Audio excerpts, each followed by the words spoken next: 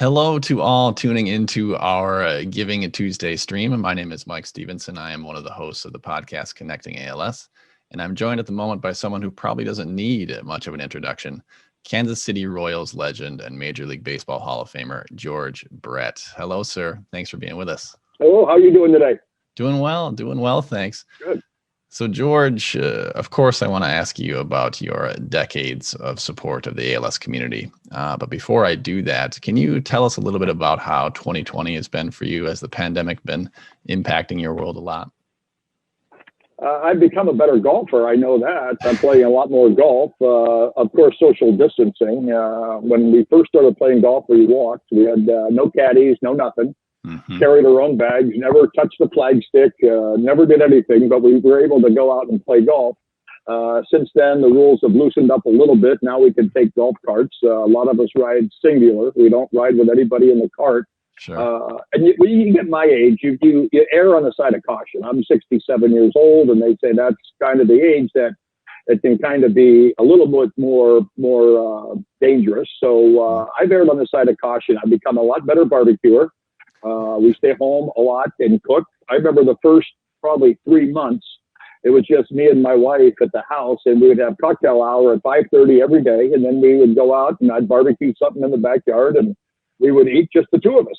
And so I've become a lot better barbecuer. And besides that, it's been tough. It's been a tough year.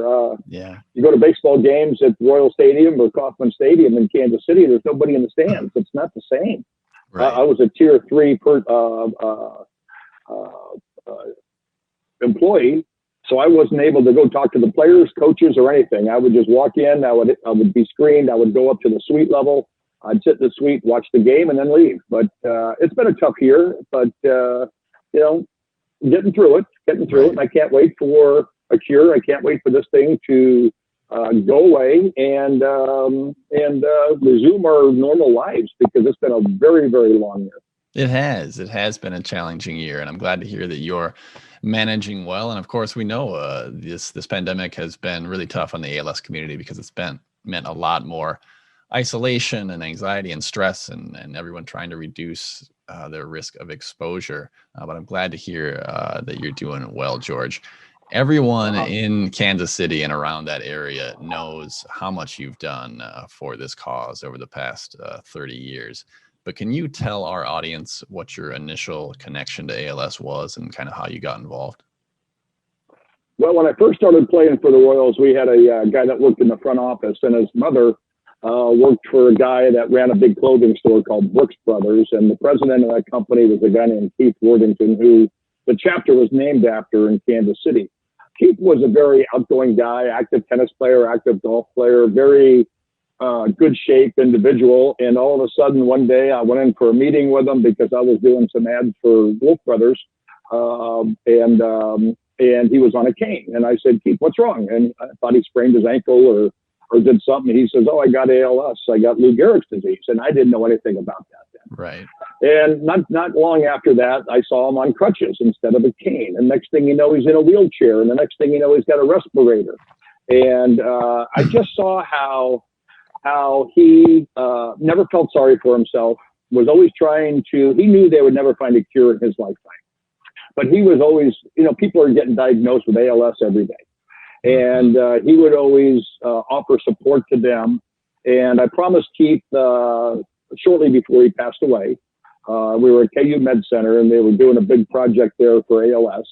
And I promised him that I would continue his fight for him. And that was about 35 years ago. And we've had golf tournaments every year. We have auctions every year. We have galas every year. When I got inducted into the Hall of Fame in 1999, they had big parades all over town. And it was crazy. Concerts, and all the money went to ALS. But now a good friend of mine in Kansas City, Tom Watson, professional golfer, maybe one of the best golfers of all time. You'd always think of Jack Nicklaus, you think of Gary Player, you think of Sam Snead, you think of Bobby Jones. Tom Watson's name always comes up. And Tom lost his caddy, Bruce Edwards, to the disease. And so Tom's helped join us in this battle to find a cure and to help people with the disease. And so Tom's been involved with ALS now for about 6, 7, 8 years. And he's been a real shot in the arm for all of us. You mentioned that Major League Baseball and the Royals in particular have been so supportive of the ALS community, and you have really played a big part in that. Have you been encouraged by how the team has continued to advocate and support the cause over the years?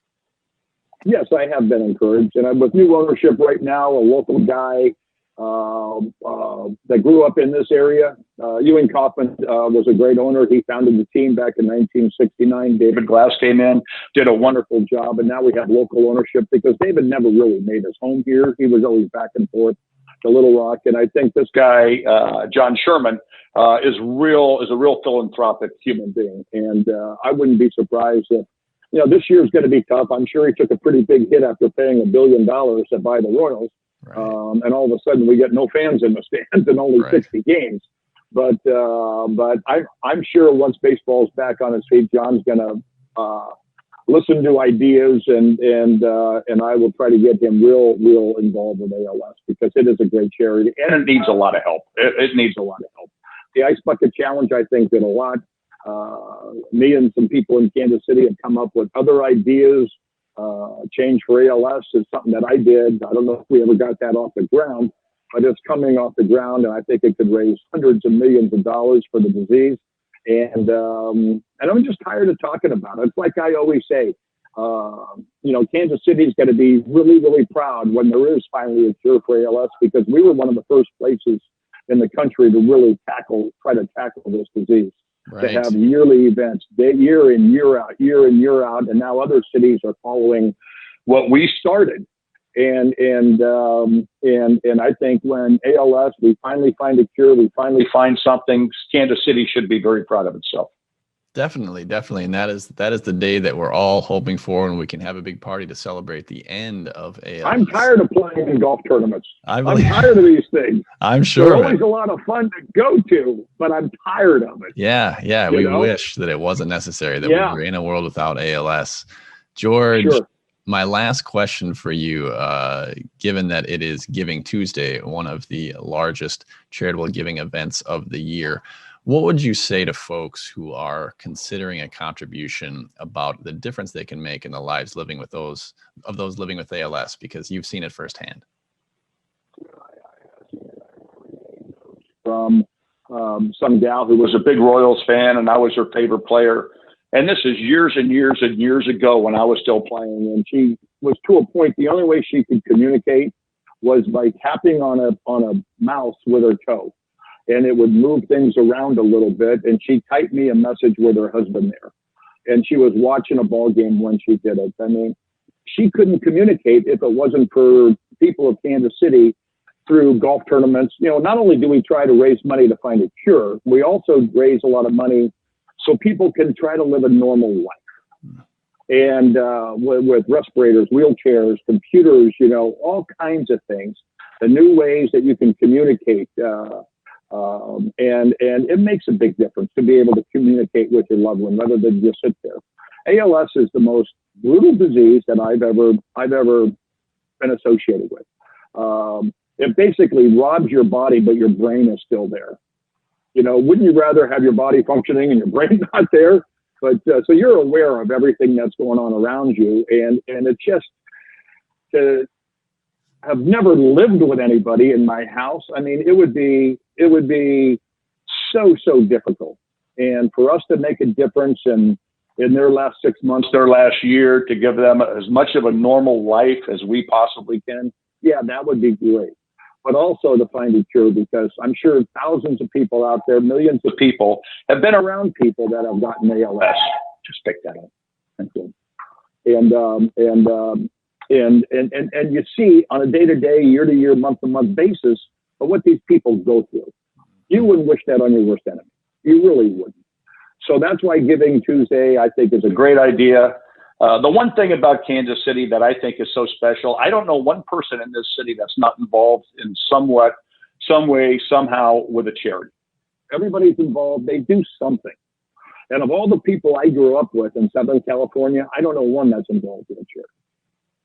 So that is special. That's what made me so special, or made me feel special about coming to Kansas City, to get behind something like ALS, and then all my friends jump in and help me.